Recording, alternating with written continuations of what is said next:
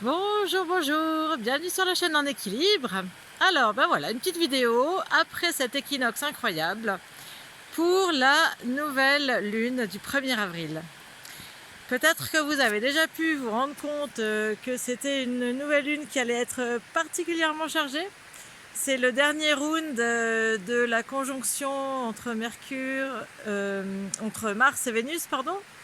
Et puis on a aussi une conjonction Mercure, Soleil, Lune, Chiron. Autant dire que ça déménage, ça dépote. C'est une période vraiment importante là pour vraiment choisir comment on veut vivre les choses qui se passent autour de nous. Comment on peut cultiver la paix en soi, sachant que autour c'est le bazar, pour être poli. Comment on peut rester centré et aligné, comment on peut garder vraiment cet ancrage, cette capacité à ne pas se laisser emporter par le flot du tumulte extérieur. Eh bien, la solution, elle est simple. C'est de rester dans le présent. Et j'avais envie de vous partager ce que j'ai appris aujourd'hui, à savoir que dans les langues amérindiennes, par exemple dans la langue des Indiens Hopi, il n'y a pas de temps du passé ou du futur. La seule conjugaison qui existe, c'est le présent. Et effectivement, dans le présent, on arrive beaucoup plus facilement à trouver de la stabilité, à trouver une forme d'équilibre et à être en soi. Bien sûr, pour ceux qui vivent des choses difficiles en ce moment, être dans le présent, c'est pas forcément agréable. Ça, je l'entends et je le conçois tout à fait. Cela dit, quand on est dans un endroit comme celui-ci, là où je me trouve, ou qu'on est dans un endroit, voilà, je vous montre un peu plus les belles gorges de la Reuse. Voilà. Si on a la possibilité d'être dans un endroit qui peut inspirer le calme, alors recharger les batteries, c'est vraiment un conseil que l'on peut prendre. Recharger les batteries, recharger cette énergie de paix, ce côté immuable de la nature qui est rassurant. Tout passe, tout est cycle. Et là, c'est vraiment le moment de s'en souvenir.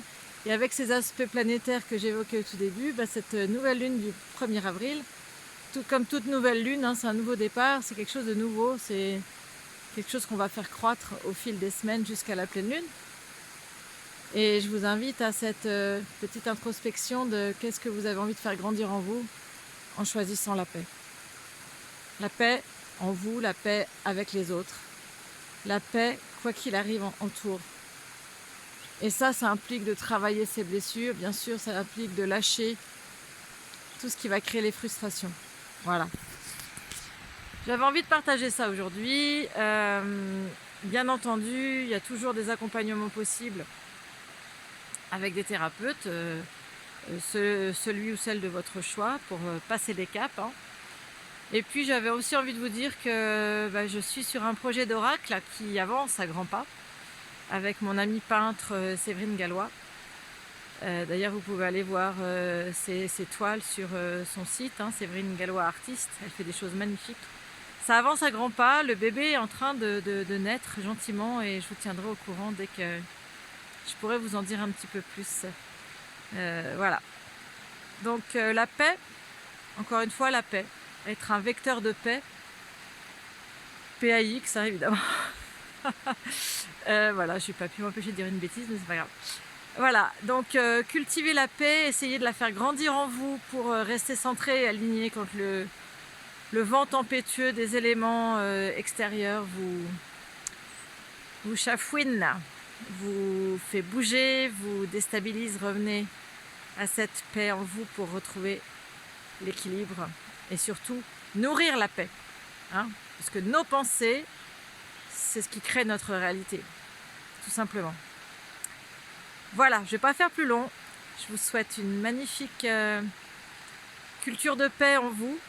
Et à très bientôt. Allez, ciao!